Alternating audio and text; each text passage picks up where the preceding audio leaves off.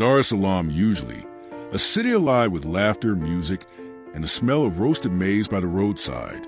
But today, the air is thick with smoke and uncertainty. For the first time in Tanzanian history, Julius Nyerere International Airport, one of East Africa's busiest, has fallen silent. No planes take off.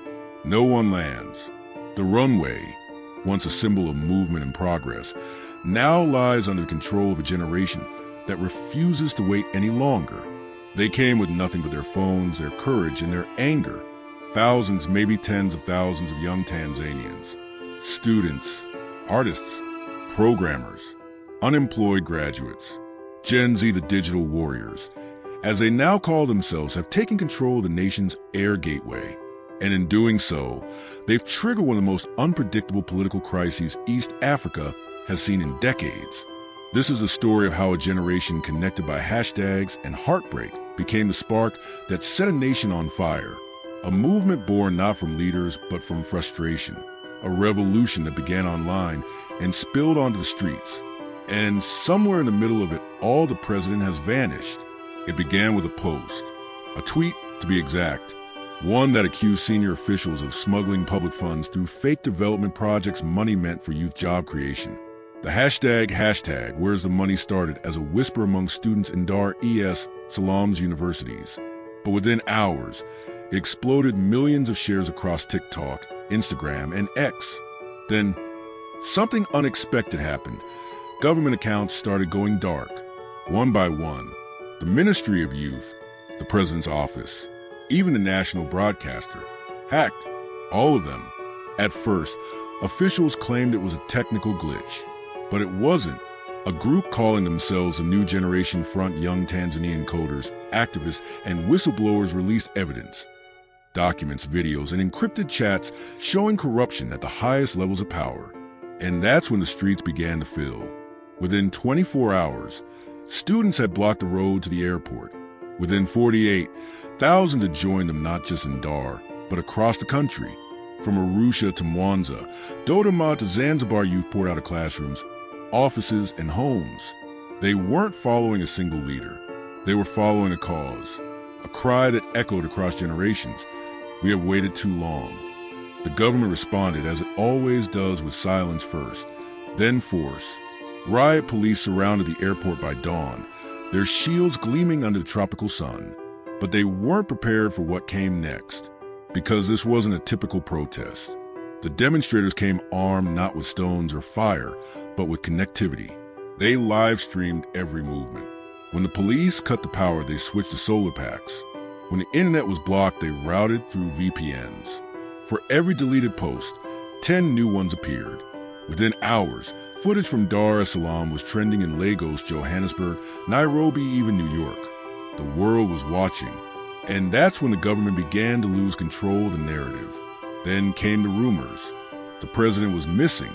Some said he'd fled the country. Others claimed he'd been taken by his own generals. State TV ran old speeches on loop, while ministers issued statements from undisclosed locations. The country's leadership had gone silent, and for the first time in years, it felt like no one was in charge. As panic spread, airports across East Africa went on alert. Kenya, Uganda, Rwanda, all monitoring closely, afraid the unrest might spread. But what frightened them even more was the message behind it. Because this wasn't just a Tanzanian uprising. This was a generational declaration that Africa's youth were done waiting for permission to live with dignity. By day 3, protesters had turned the airport into a symbol of resistance. The runways were painted with messages in Swahili and English. Future grounded until we take off. We are the children of freedom. Our silence ends here. They even organized community kitchens, first aid tents, and music performances turning chaos into coordination. Drone footage captured a sea of faces young, determined, fearless. Every chant, every banner, every drumbeat carried the same spirit. This was not about one man or one election. This was about reclaiming their future. Tanzania had always been seen as a beacon of stability, the quiet success story of East Africa. But underneath that calm surface, frustration had been building for years. Unemployment, inflation, internet taxes, the cost of education, and a feeling that the system, no matter who ran it, always found a way to silence the young. Now, that silence had finally broken. As the rain fell over the occupied airport, the protesters stood firm. They sang the national anthem, holding their phones as flashlights. For a brief, haunting moment, the world saw something beautiful in chaos. But beauty fades quickly in the face of power, because that night the army moved in. Helicopters hovered overhead. Tear gas filled the terminals. Gunfire echoed through corridors. Thousands scattered, but hundreds stayed linking arms, refusing to move. They live-streamed the crackdown in real time, the world watching as the nation descended into digital and physical darkness. Yet even as the airport burned, one chant refused to die. We are the future. By morning, Dar es Salaam looked like a city under siege. Smoke rose above the runways. Roads were blocked by armored vehicles. And still, no word from the president. But something had changed, something irreversible. Because while the government tried to silence them, the youth had already gone global. Videos of the protests had reached 80 million views in 48 hours. African influencers, musicians, and even celebrities from the diaspora spoke out. The message was clear. What happens in Dar es Salaam will not stay in Dar es Salaam. No one knew where the president was. No one knew who was really in control. But one thing was certain. Tanzania would never be the same again. The night the president vanished, the state house lights flickered once and went dark. No emergency broadcast, no cabinet address, no press conference. Only silence, heavy, deliberate silence. And in that silence, the rumors began to multiply like wildfire. Some said the president's convoy was last seen heading toward the coastal highway, escorted by unmarked vehicles. Others whispered that he boarded a military jet hours before the protests reached the airport. There were even claims impossible to verify that a neighboring country had given him refuge. For most Tanzanians, the truth didn't matter anymore. What mattered was what his disappearance symbolized. A system that had abandoned its people at the moment they needed leadership most. By dawn, the capital was on lockdown. Soldiers guarded government buildings.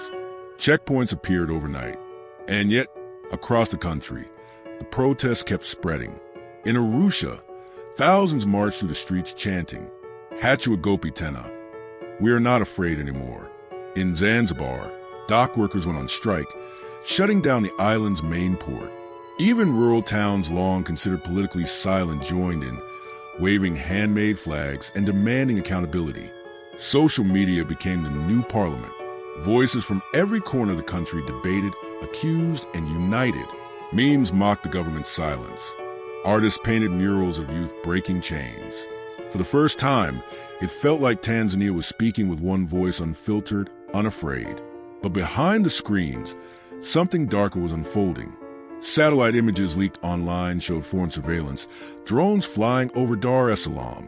Anonymous sources claimed Western intelligence agencies were monitoring the uprising not to help, but to assess its impact on regional trade routes and security contracts. Whispers of foreign interference began circulating. Some said the protests were being amplified by bots linked to outside networks. Others claimed the army's brutal response was being guided by foreign advisors. It was a digital battlefield, now truth versus manipulation. And somewhere between those pixels and bullets, a nation was losing its sense of reality. Then came the broadcast. It appeared suddenly across every major TV channel and live stream platform, a shaky video of a young woman standing in front of a Tanzanian flag. Her name was Layla, 23 years old, a medical student, and somehow she had gained access to the state network. Her message was simple, trembling but fierce. To the leaders who hide, to the ones who watch this as our home, we will not leave. You can silence us, but you cannot disappear us all. That 1 minute changed everything. By nightfall, Layla had become the face of the revolution. Millions of Tanzanians and supporters across Africa reposted her words. #WeWillNotLeave trended worldwide. But with visibility came danger. Within hours, reports spread that Layla had been detained by unidentified agents. Her friends said she never made it home. The internet exploded with anger. Artists created portraits of her. Journalists demanded her release. And every hour she remained missing, the protests grew louder. Meanwhile, regional powers were watching closely. Kenya's president called an emergency meeting of the East African community, urging calm. Uganda increased its border patrols. And whispers began in diplomatic circles that foreign embassies were preparing evacuation plans. Inside Tanzania, the streets had turned into open-air town halls. Mosques, churches, and even football stadiums became gathering points for youth leaders and community elders. They weren't asking for revolution anymore. They were demanding reform, transparency, justice, freedom of speech. Simple things that now felt revolutionary. Then, after 6 days of silence, the army chief appeared on national television. He looked composed, but the tension was visible in his eyes. His message was brief. The president is safe. Order will be restored. No details, no evidence, no location. The announcement only deepened suspicion. If the president was safe, why hadn't he spoken? Why had foreign military planes been spotted at Nyerere Air Base that morning? By now, international media had descended on Dar es Salaam. Journalists described the city split in two, one half under curfew, the other half on fire metaphorically and literally. In one corner, soldiers patrolled the streets with rifles. In another, young people painted murals of hope on shattered walls, some depicting the president's silhouette fading into the distance, others showing Layla, her raised fist illuminated by the colors of the Tanzanian flag. Amid the chaos, an encrypted document surfaced online, a supposed memo between senior cabinet members and a foreign embassy. It hinted at negotiations for emergency, stabilization support, a sanitized phrase often used to describe intervention. The price? Access to Tanzania's rare earth mineral reserves. That revelation was the breaking point. The protest became something far greater than anger over corruption or censorship. They became a stand for sovereignty. The chants shifted. No minerals without people's consent. Africa is not for sale. It was no longer just a Tanzanian movement. It was a continental one. Across Africa, youth began staging solidarity marches. In Nairobi, Cape Town, and Lagos, protesters carried signs reading, "We are all Tanzania." African artists released songs inspired by the uprising. Influencers streamed live discussions about youth leadership and digital activism.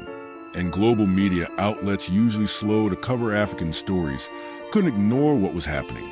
For the first time in decades, Africa's youngest voices were shaping the global conversation, not as victims of instability, but as architects of change. But back in Dar es Salaam, the government's patience was wearing thin. Military trucks rolled into neighborhoods suspected of housing protest leaders. Curfews were expanded. Internet speeds throttled again. And yet, the live stream continued. Nothing could stop them now, because this wasn't just about politics anymore. It was about power, the kind that can't be taken by guns or laws. The power of unity. And in the midst of that darkness, something unexpected happened. A voice returned. A new broadcast, this time from an undisclosed location. It was the president. His face was pale, his voice strained. He claimed to have survived an attempted coup orchestrated by foreign-backed actors. He called for peace, promised reforms, and urged the youth to stand down. But no one was sure if it was really him. Some said the lighting, the tone, even the cadence of his voice fell off. A deep fake, perhaps, or a forced statement. Whatever it was, it didn't matter. The youth had already made up their minds. They weren't going back. They had seen their own strength. They had seen what happened when a generation refused to be silenced. And no broadcast, real or fake, could undo that. Days turned into weeks, but the fire did not fade. The chants that began at the airport now echoed through parliament walls. The uprising had become an awakening not of chaos, but of consciousness. Tanzania was no longer just a nation in turmoil. It was a nation rediscovering its voice. Neighborhood councils began forming, young people gathering under streetlights, in schools, in unfinished buildings, creating citizen assemblies where everyone could speak. No titles, no uniforms, no fear. They discussed how to rebuild, how to survive, how to take back what was theirs without losing themselves to vengeance. The old political system was collapsing under the weight of its own secrecy. Ministries stood half empty. Some officials resigned quietly. Others fled. The National Treasury froze foreign accounts suspected of funding internal instability. And then came the leak. A whistleblower within the ministry released hundreds of classified documents, revealing years of covert trade deals agreements, signed in silence, that had handed over Tanzanian resources to foreign corporations for pennies. Oil blocks, lithium mines, fishing rights, all gone under development partnerships. The people had been sold a lie wrapped in diplomatic language. When the documents hit the internet, the outrage was seismic. In Dodoma, university students marched with banners that read, "They took our gold, but not our soul. We are the custodians of this land." And in Dar es Salaam, a massive mural appeared overnight, a portrait of a child holding a broken chain, with the words, "Future belongs to the fearless." But amid this chaos, something else was emerging: leadership. Not from the politicians, not from the generals, but from the very people who had once been told they had no power. Farmers began organizing cooperatives to ensure food supply chains continued. Local engineers repaired broken communication lines. Hackers created encrypted platforms for coordination, bypassing government censorship. It was a revolution built not on destruction, but on reconstruction. Still, power vacuums are dangerous things. And while the youth were building, others were plotting. Across the border, a leaked intelligence report claimed that certain multinational firms were funding mercenaries to protect their investments in Tanzania. Private jets were landing in remote airstrips. Anonymous accounts began spreading rumors that a new interim government was forming, one that would restore order in exchange for foreign guarantees. The people saw through it. They'd seen this playbook before in other countries, other revolutions. Foreign aid disguised as control. But this time, something was different. The army, which had once seemed ready to crush dissent, began to fracture. Soldiers from rural regions, many of them barely older than the protesters, started refusing orders to fire on civilians. Videos leaked showing them standing between protesters and riot police, protecting unarmed crowds. One young officer, his face covered in dust and sweat, looked directly into a journalist's camera and said, "We are Tanzanians before we are soldiers." Those words went viral. They became the slogan of the movement. As days passed, the protests evolved into something almost sacred. People cleaned the streets after demonstrations. Volunteers delivered food and medical aid. Mosques and churches opened their doors to anyone needing shelter. The world watched, stunned.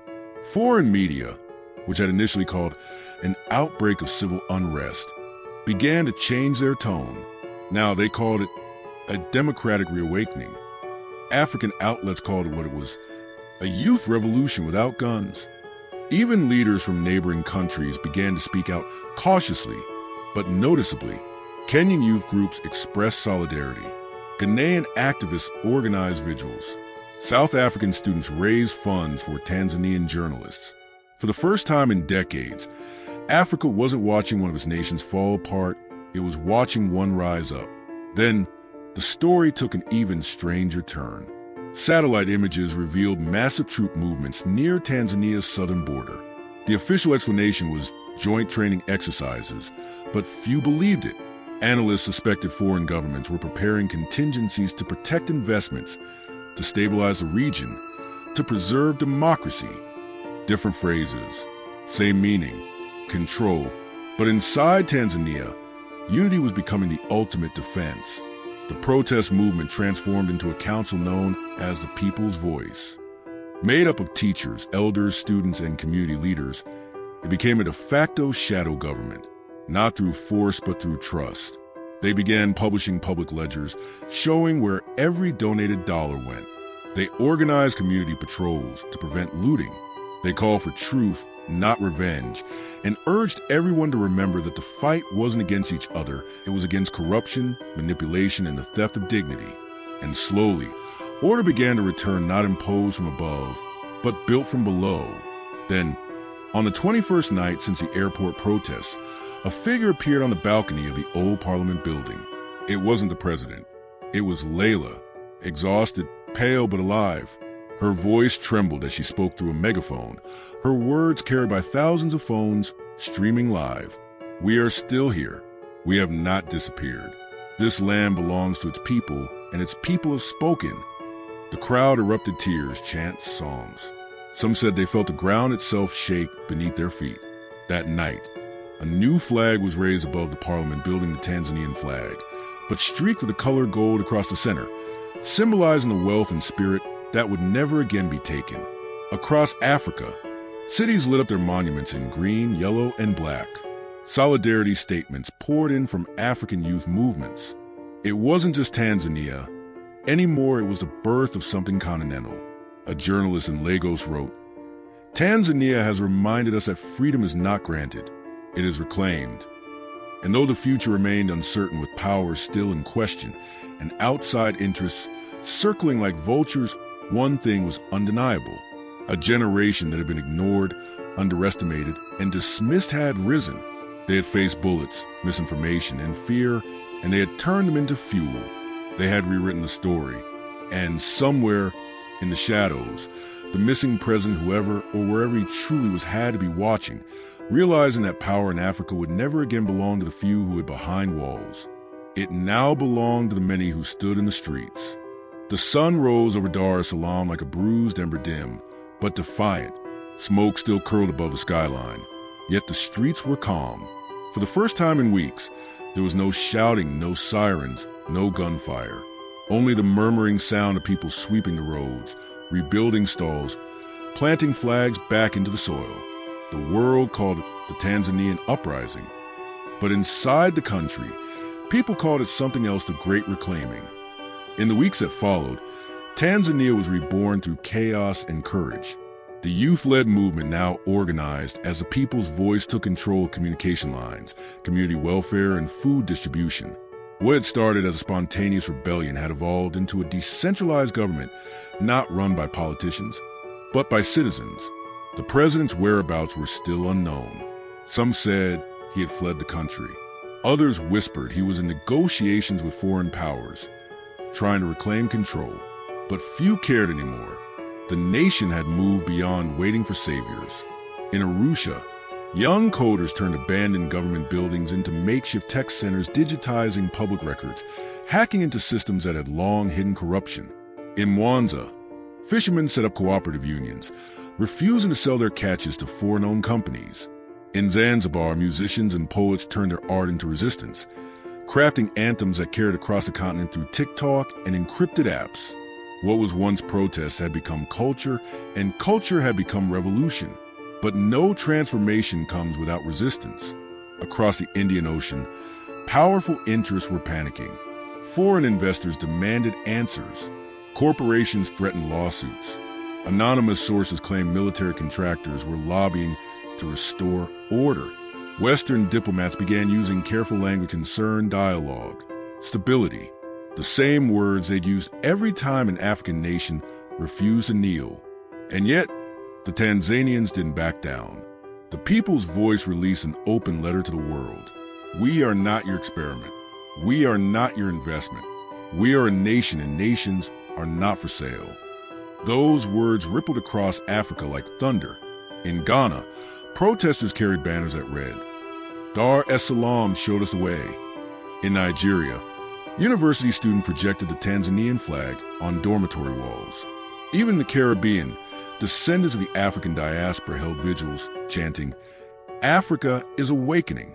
It was no longer about Tanzania alone. It had become a mirror reflecting centuries of exploitation, resilience, and rebirth. Inside Tanzania, the transition was messy, uncertain, and fragile but alive. The people's voice created temporary councils in every major city, each led by youth delegates and supervised by community elders. They established digital transparency boards, every decision, every expenditure visible to the public. Journalists who had once been silenced were now broadcasting live from the streets.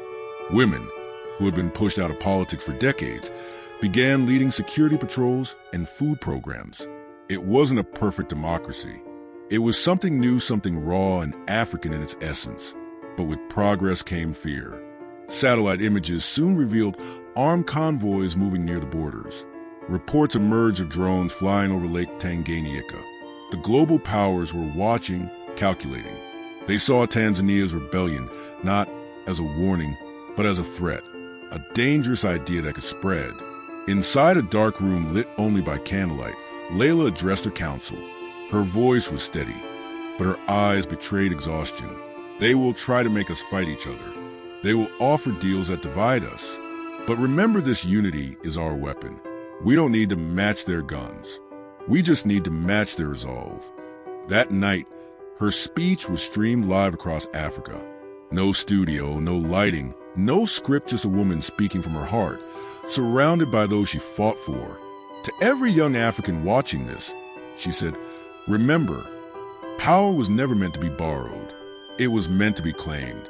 We are the generation that will build, not beg. We are the ones who will choose our destiny, not inherit someone else's. Her words ignited a wave of solidarity movements across the continent. From Kenya to Senegal, the youth stood taller, prouder, no longer waiting for permission to lead.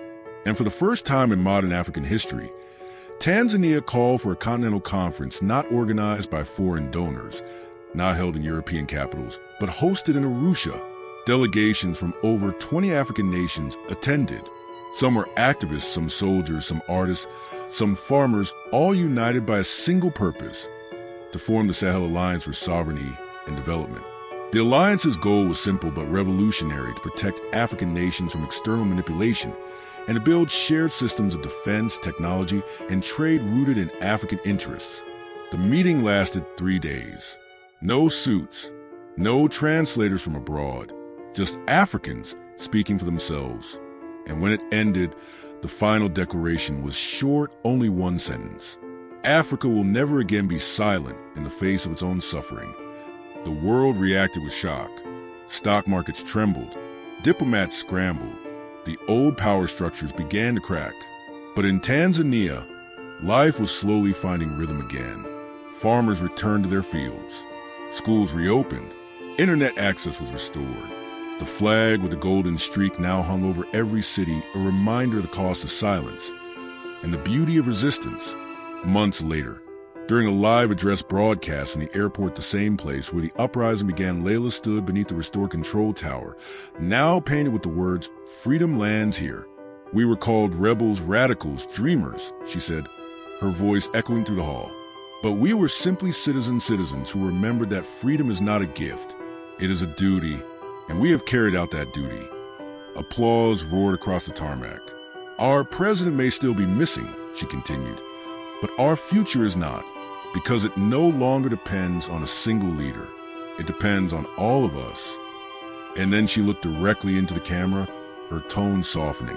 "To those watching across Africa, this is not just our story. It's yours too. Let this be the last time our continent has to burn to be seen. The last time we trade silence for survival. We have everything we need: land, youth, brilliance, courage. We only need to believe it." As the camera panned out, the crowd below began to chant, not in anger, but in unity. "Uhuru na umoja," freedom and unity. The chants grew louder until they drowned the sound of the planes returning to the skies, symbols of a nation back in motion. And as the sun set over the Indian Ocean, the world finally realized Tanzania had not fallen, it had awakened. And from its awakening, the rest of Africa would rise.